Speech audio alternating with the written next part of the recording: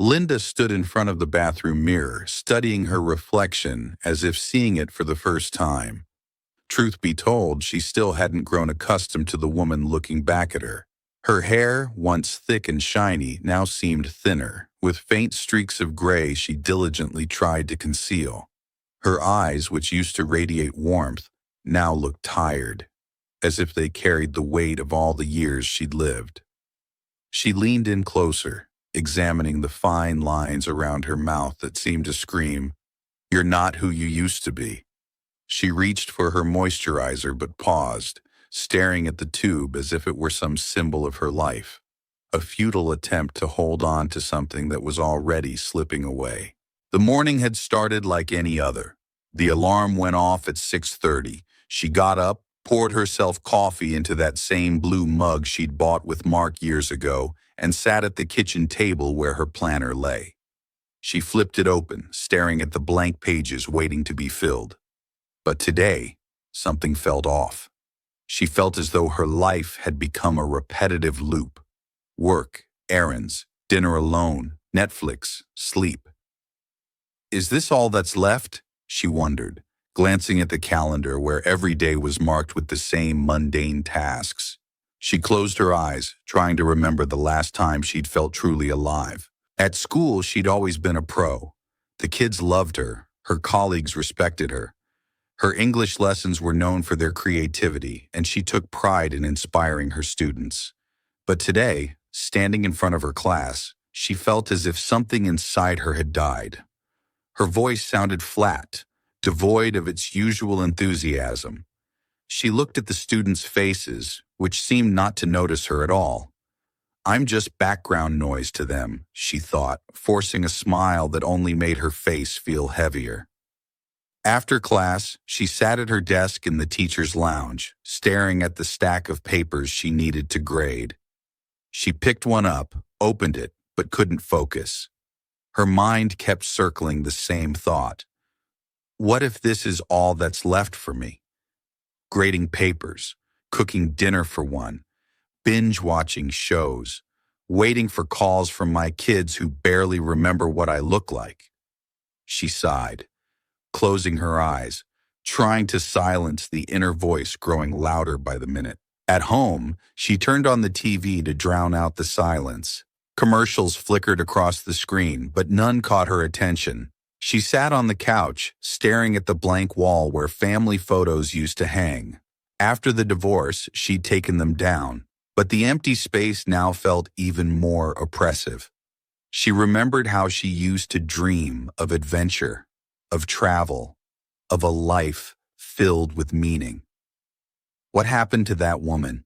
She asked herself, feeling tears well up. She stood up, wiping them away, and headed to the kitchen to make dinner. But even the process of cooking, which used to bring her joy, now felt mechanical. She set the table for two out of habit, only to realize she was alone. She froze, staring at the empty chair as if it symbolized her entire life. Maybe this is a sign, she thought, looking at the plates that now seemed too big for one person. The next day, she got an email from an old friend, David, whom she'd kept in touch with through social media. Knowing she was craving change, he offered her a consulting job at his company, as her teaching experience made her a perfect fit for their employee training program. She read the email 3 times before it sunk in. This is the sign. She sat at the table, staring at the words as if they were a key to something bigger. San Diego, she thought, recalling their family vacation 15 years ago when she and Mark had walked along the beach, laughing, dreaming. Maybe this is my chance to start over. She picked up a pen to reply, but hesitated, her hand trembling. What if I'm too old for this kind of change, she wondered, catching her reflection in the window. But another voice inside her answered, if not now, when? She took a deep breath, typed her reply, and hit send, feeling as though she'd taken the first step towards something new. That evening, she wandered through her house. looking at every corner as if seeing it for the first time. The living room, where they'd once gathered as a family, now felt too empty. The kitchen, where she'd once cooked for everyone, had become a place where she ate alone. She went upstairs to her son's old room, now a makeshift office but still holding on to his childhood things. She sat on the bed staring at a photo of him as a smiling little boy and felt her heart ache. What if I'm making a mistake, she wondered, looking around the empty room. But another voice inside her answered, what if I stay here and regret not trying 5 years from now? She stood up, gazing out the window where the sunset painted the sky in shades of orange and pink. If not now, when? She thought, feeling something inside her begin to stir. She reached for her phone to call the kids but stopped herself. I'm doing this for me, she thought, watching the sunset, which felt like the start of a new chapter. The next morning she woke up earlier than usual, feeling as though her life was finally in motion. She ate breakfast, looking at her planner, which now had new entries. Sell house, start packing, call David. Each task felt like a step toward a new life. She went outside for a walk, the crisp air filling her lungs. She strolled through familiar streets, looking at the houses, trees, and neighbors as if seeing them for the first time. This is my last summer here, she thought, her heart beating faster. She returned home, looking at her house, which now felt both familiar and foreign. This isn't the end, it's the beginning, she thought, opening the door as if stepping into a new chapter of her life. She walked inside, feeling something inside her finally awaken. I'm ready, she thought, looking at the empty living room that now seemed full of possibilities. Linda stood in the middle of the living room, a packing box in her hands. The room felt enormous, as though she had shrunk over the years while the house around her had expanded. She bent down to pick up an old vase she and Mark had bought on a trip to the south of France, but her fingers trembled, and she felt something tighten inside her. How many years has it been? She wondered, staring at the vase as if it weren't just an object, but a piece of her past. She wanted to pack it away but paused, feeling as though something inside her resisted. Maybe I shouldn't take it with me. Maybe this is all that's left of that life, and in the new one, I won't need it. She set the vase down on the floor, staring at it as if it symbolized something far greater. She sat down, wrapping her arms around her knees, and felt tears welling up. She closed her eyes, trying to calm herself, but her thoughts kept circling the same questions. What if I'm making a mistake? What if I can't find myself there? What if San Diego isn't the place where I can start over? She opened her eyes, looking at the empty living room that now felt both familiar and foreign. She stood up, her legs slightly shaky, and walked into the kitchen, where her blue mug sat on the table. She picked it up, tracing the crack that had appeared a couple of years ago. Maybe I should leave this behind too, she thought, feeling as though every object in the house had become a symbol of her past. She set the mug down, staring at it as if it were the last anchor holding her there. She walked to the window, watching the kids playing soccer in the street. She remembered her son playing there years ago and felt her heart tighten. What if I never see this again? What if I lose everything I have and can't find anything new? She closed her eyes, trying to silence the voice growing louder in her head. She picked up her phone to call the kids but stopped herself. No, I can't call them now. They've already made it clear what they think about me moving. They wouldn't understand. They're not even trying to. She set the phone back on the table, staring at it as if it were her last connection to her old life. She walked into the bedroom, where cardboard boxes sat neatly stacked on the bed. She sat on the edge of the bed, staring at them as if they were gateways to a new life. She picked up one, looking into its empty space, and felt as though it mirrored her soul. What if I can never fill this? What if I just end up an old woman who ran away from her life instead of changing it? She closed her eyes, trying to steady herself, but her thoughts kept circling.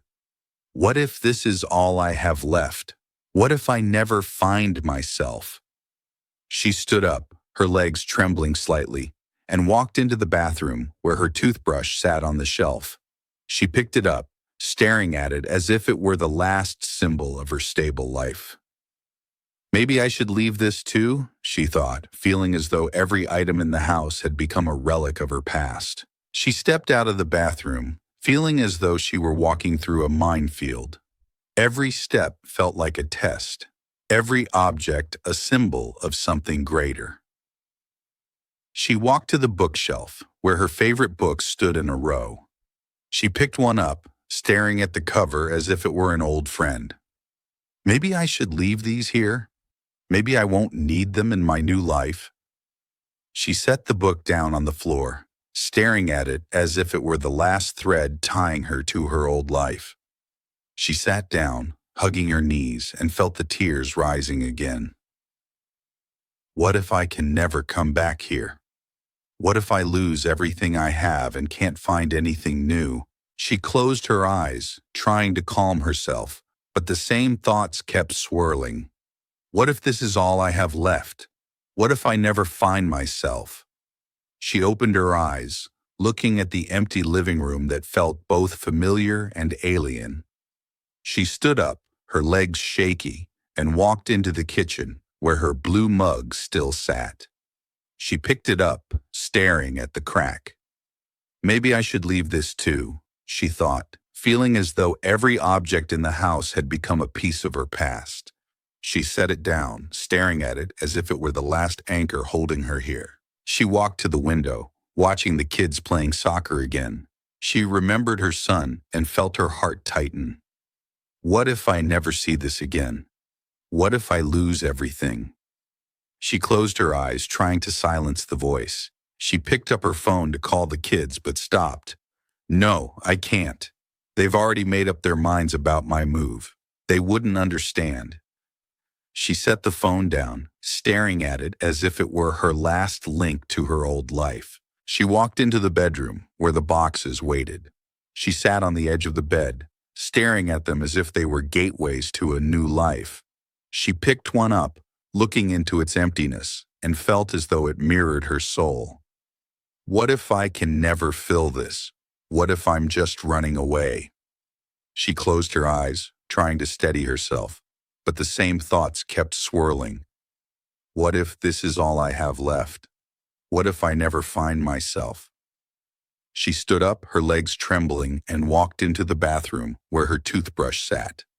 She picked it up, staring at it as if it were the last symbol of her stable life.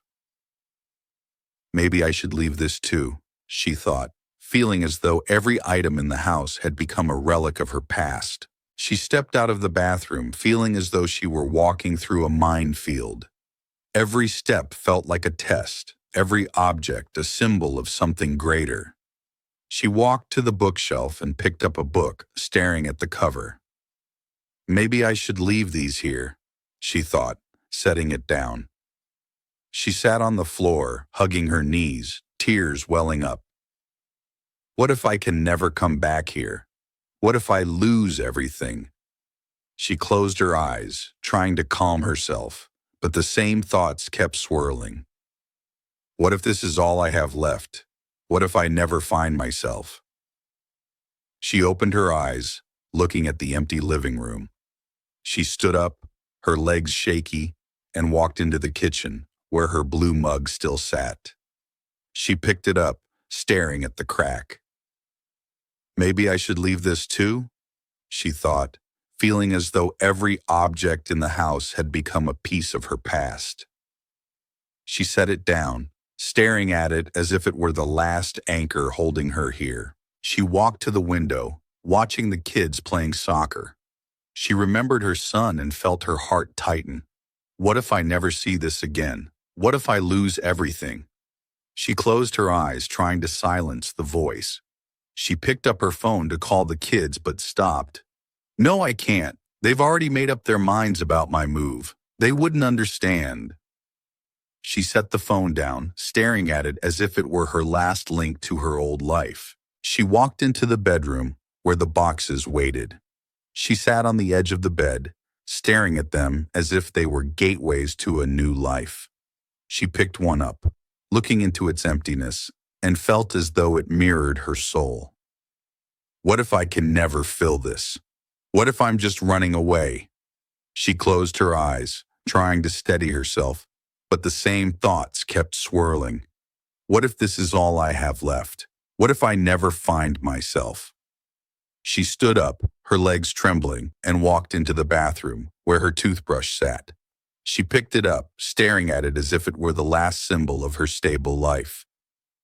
Maybe I should leave this too, she thought, feeling as though every item in the house had become a relic of her past. She stepped out of the bathroom, feeling as though she were walking through a minefield. Every step felt like a test, every object a symbol of something greater. She walked to the bookshelf and picked up a book, staring at the cover. Maybe I should leave these here, she thought, setting it down. She sat on the floor, hugging her knees, tears welling up. What if I can never come back here? What if I lose everything? She picked up the mug, feeling its familiar roughness beneath her fingers, and suddenly realized it wasn't just a mug.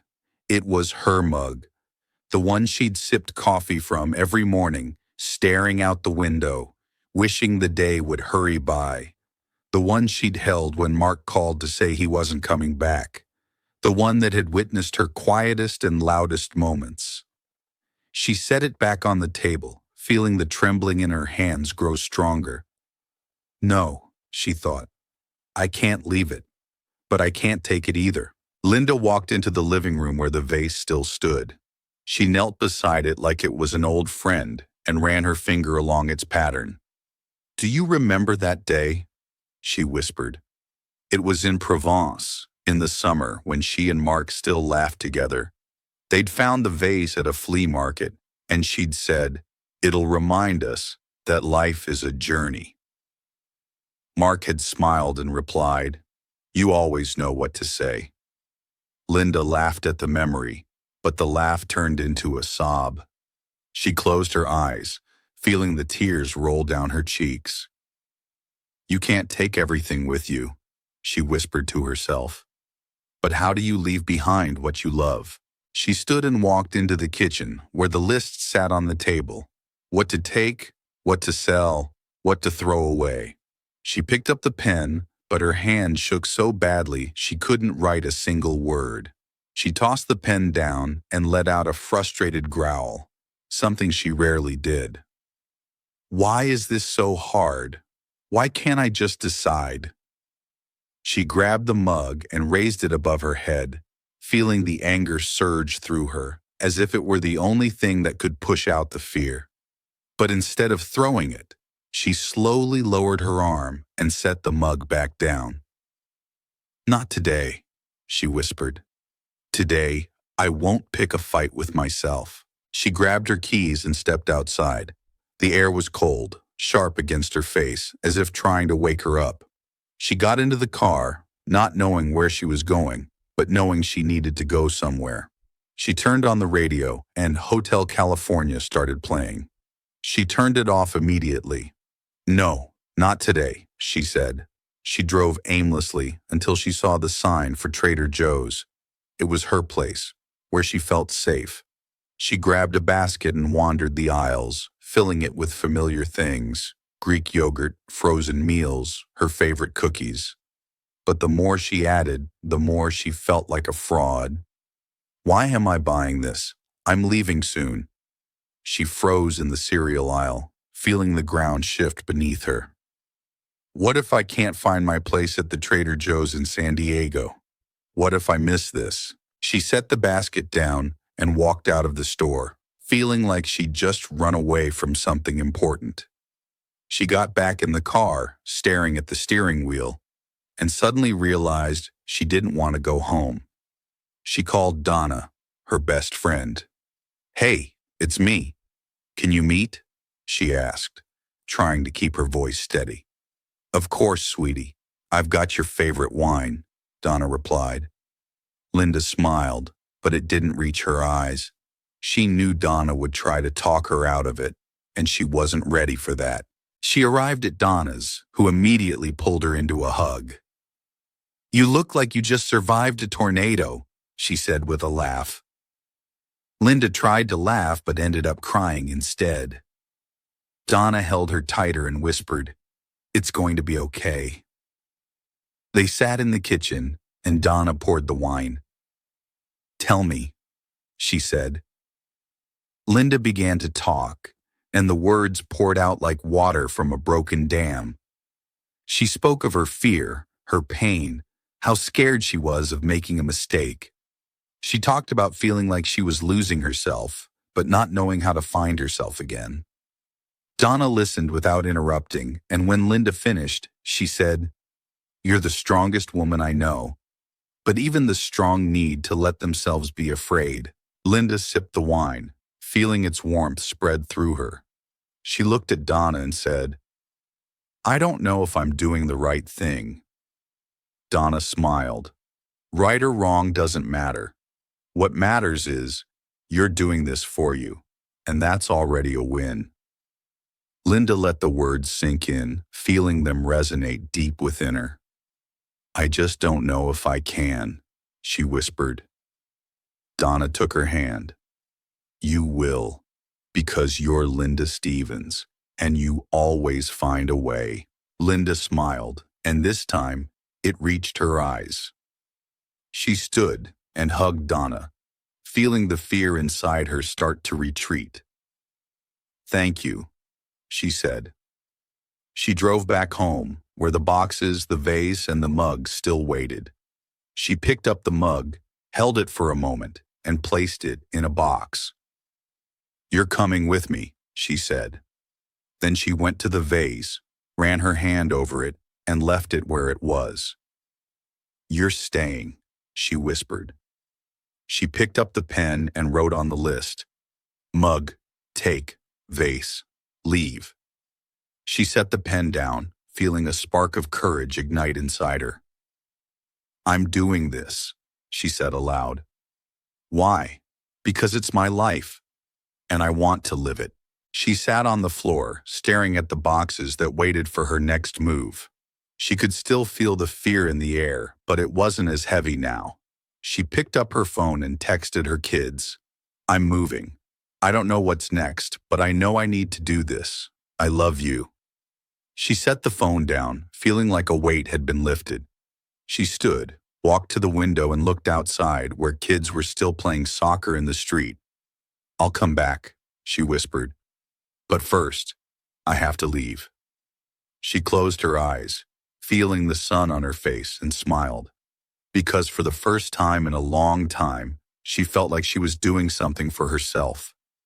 And that was the beginning. Linda stood before the open box, staring at her coffee mug that now looked so solitary in the empty space. She picked it up, feeling its weight in her hand, and suddenly realized it wasn't just a mug. It was a symbol of her daily life, her habits, her past. She set it back down, closed the box, and sealed it with packing tape. There, she said out loud, breaking the silence. Her voice sounded too loud in the empty house. She walked into the bedroom where her suitcases lay open on the bed and began folding clothes. Each item was a decision. Keep it or leave it. She held up a sweater Mark had given her on their last Christmas together. It was soft, but no longer fit her. She'd lost weight over the years. She debated whether to take it with her. What does this sweater even mean? She asked herself. But no answer came. She stuffed it into the suitcase, then pulled it back out. Left it on the chair, then picked it up again. You're ridiculous, she whispered. Right now, the sweater made her feel silly, but it was easier than thinking about what lay ahead. Her phone buzzed. It was Jenny, her daughter. Linda sighed before answering. "Hi, Mom," Jenny's voice came through. "How are you doing?" Linda sat on the bed, feeling the weight of fatigue settle into her body. "I'm packing," she said. "It's harder than I thought." Jenny was silent for a moment before replying. "Are you sure you want to do this? You can stay here. You've got everything here." Linda gripped the phone, feeling her heart beat faster. "I've got nothing here, Jenny," she said quietly. "Just emptiness." Silence again on the other end. "I just don't want you to be disappointed," Jenny finally said. Linda smiled, though her daughter couldn't see it. "I know, sweetie.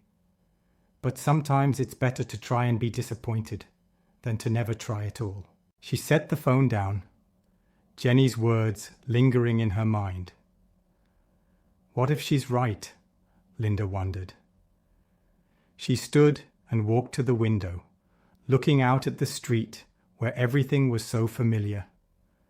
The house across the way where her friend Mary lived, the tree she saw every morning, the mailbox where her bills arrived. She closed her eyes, trying to picture herself in San Diego, but nothing came. It was like trying to imagine herself on another planet. She went back to packing, but her thoughts kept wandering. She remembered when she first moved to Naperville with Mark. Back then, she'd been full of hope, certain this town would be her forever home. Now she was leaving behind everything she knew for the unknown. Why is this so scary, she thought. But the fear wasn't just about the move.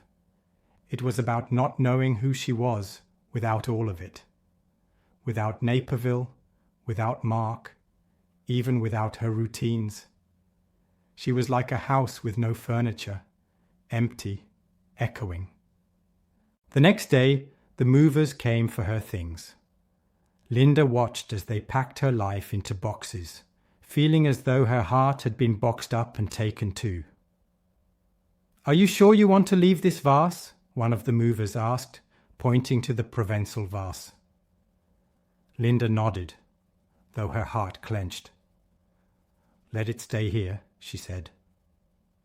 When they left, she stood in the empty house, staring at the vase that now seemed huge against the blank backdrop.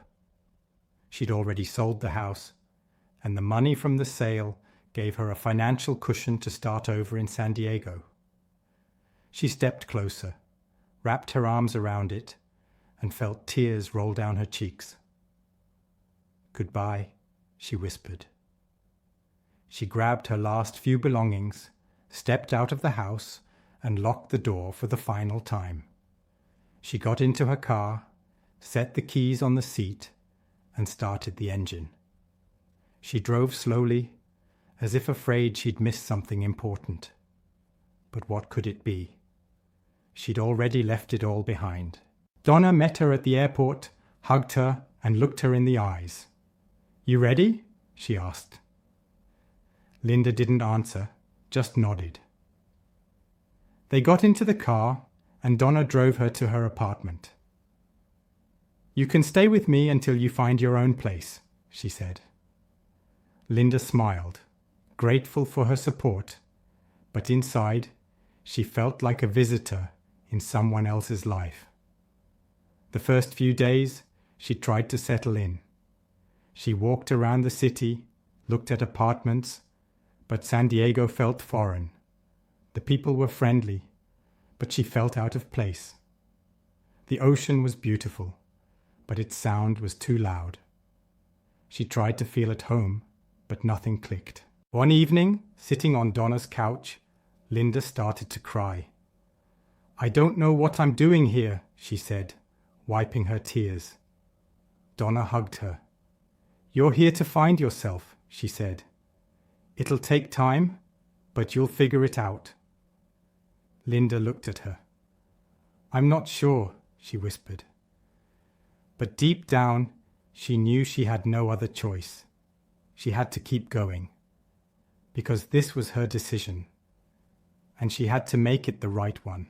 Linda sat on Donna's couch, her hands trembling and tears streaming down her cheeks. "I don't know what I'm doing here," she said, her voice breaking as if the words were too heavy for her throat. Donna held her tightly, but the embrace couldn't calm the storm inside.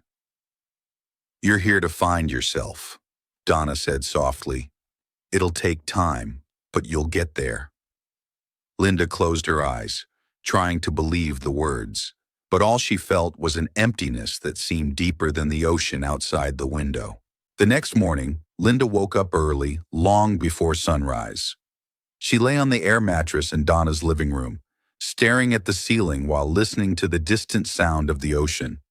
The noise was constant, almost soothing, but it only heightened her sense of displacement. She got up, threw on a robe, and stepped out onto the balcony. The air was cool, and Linda hugged herself, trying to get warm. She looked at the horizon, where the sky was beginning to lighten, and wondered what her life here would be like. Maybe this is a mistake, she thought, but she pushed the thought away. Mistake or not, she'd made her choice, and now she had to live with it. Donna suggested they go to the farmer's market that morning. "It's always fun, and you can meet some locals," she said, pouring coffee into 2 mugs. Linda nodded, though she didn't feel ready for fun. She slipped on the new sandals she'd bought the day before and felt them pinch her heels. New shoes, new life, she thought with a bitter smirk. The market was bustling. Young couples with kids, elderly pairs walking hand in hand, and loners like Linda wandering between stalls. She felt invisible, as though no one noticed her. She stopped at a fruit stand, picked up an apple, and thought it was the same apple she could have bought in Naperville. "What am I looking for here?" she asked herself, but there was no answer. Suddenly, she heard laughter, loud, genuine, like it belonged to someone who truly enjoyed life. She turned and saw a woman her age standing at a flower stand, chatting with the vendor. The woman had gray hair tied in a messy bun and a bright scarf fluttering in the breeze.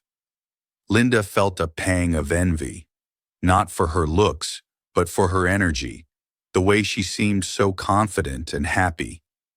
"Do you like flowers?" the woman asked, catching Linda's gaze. Linda nodded, though she'd never been much of a flower person. "I'm Ellen," the woman said, extending her hand. "You're new in town, aren't you?" Linda smiled, feeling her heart beat a little faster. "How could you tell?" she asked. Ellen laughed. "You have the look of someone who hasn't found her place yet, but don't worry, it'll come." They started talking, and Linda suddenly felt the tension inside her begin to ease. Ellen shared that she'd moved to San Diego 5 years ago after her husband died. "I thought I'd never adjust," she said, "but now I can't imagine being anywhere else." Linda listened, feeling her own story reflected in Ellen's words. "How did you do it?" Linda asked. Ellen smiled. "I just started living.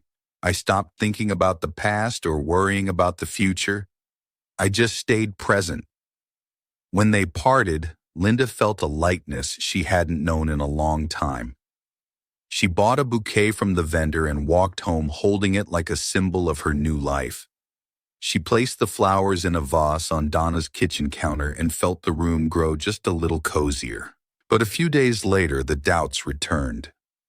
She started looking for an apartment, but each one felt either too expensive, too small, or just not right.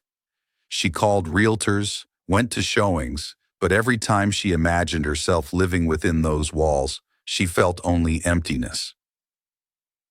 "What if I never find a home here?" she thought one evening as she returned to Donna's apartment. Her phone buzzed. It was her son, David. "Hey, Mom," he said, and Linda felt her heart tighten. She hadn't spoken to him since she'd moved, and her fear of his judgment was almost unbearable. "Hi, sweetheart," she replied, trying to keep her voice steady. "How are you?" he asked, and Linda felt her eyes fill with tears. "I'm okay," she said, though it was a lie. "Just trying to settle in." David paused, and Linda could almost hear him debating whether to push further. "Mom," he finally said, "I just want you to be happy. If San Diego makes you happy, then I'm glad for you. But if it doesn't, you can always come back." Linda closed her eyes, feeling his words sink in. "Thank you," she whispered. "That means more than you know." After hanging up, Linda sat on the couch and felt her heart slow. She thought about David's words, about having the option to return, but what did that mean? What would it mean to go back to Naperville? She wasn't the same woman who'd left. She'd changed, not completely, but enough to know her old life didn't fit anymore. She stood, walked to the window, and looked out at the street. The ocean was out there somewhere, its sound drifting to her like an echo of her own thoughts. She remembered Ellen's words. "Don't think about the past. Don't fear the future. Just be here." Linda closed her eyes and took a deep breath. "Okay," she thought. "I'll be here." She grabbed the notebook she'd been trying to write in since she arrived and opened it to a blank page. She began to write, slowly, as if each word was a step toward something important. She wrote about her fear, her emptiness, her dreams that might never come true. She wrote until her hand grew tired, then closed the notebook and felt as though she'd shed a heavy weight.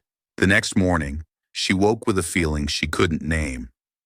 It wasn't confidence, or joy, or even fear.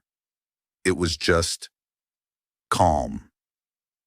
She got up, drank her coffee, and stepped outside. She walked aimlessly, just enjoying the warmth of the sun on her skin. She passed a cafe where people sat at tables, laughing and talking. She passed a park where kids swung on the playground. She passed the ocean, its waves crashing as if trying to tell her something. When she returned to Donna's apartment, she felt something shift inside her. She didn't know what it was, but she knew it mattered. She sat on the couch, picked up her phone, and dialed the realtor's number. "I want to see another apartment," she said. "Today." She set the phone down and felt her heart beat faster. It wasn't fear, not excitement, but something else. It was a beginning. The apartment was small, bright, and just a few minutes' walk from the ocean. Linda stood in the center of the living room, looking at the windows where sunlight poured in. She imagined her furniture there, her pictures on the walls, her books on the shelves. She imagined waking up each morning, stepping onto the balcony, and gazing at the ocean. She imagined what her life could look like here. She turned to the realtor and smiled.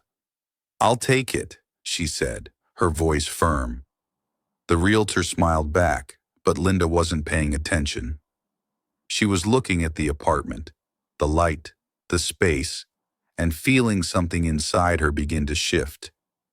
It wasn't happiness, not confidence, but possibility.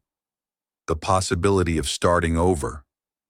When she returned to Donna's apartment, she began to pack her things. She slipped on her sandals, which no longer pinched, grabbed her notebook, and stepped outside. She walked slowly, savoring each step. She was walking toward her new life, her new apartment, her new self. She walked knowing it was just the beginning, that there were still challenges ahead, but she was ready. She stopped at the door of her new apartment, took the key, and slid it into the lock. She turned it, opened the door, and stepped inside. She stood in the center of the room, looking at the empty walls, and felt her heart beat faster. "This is it," she thought, "my new home." She closed her eyes, took a deep breath, and smiled. She was ready.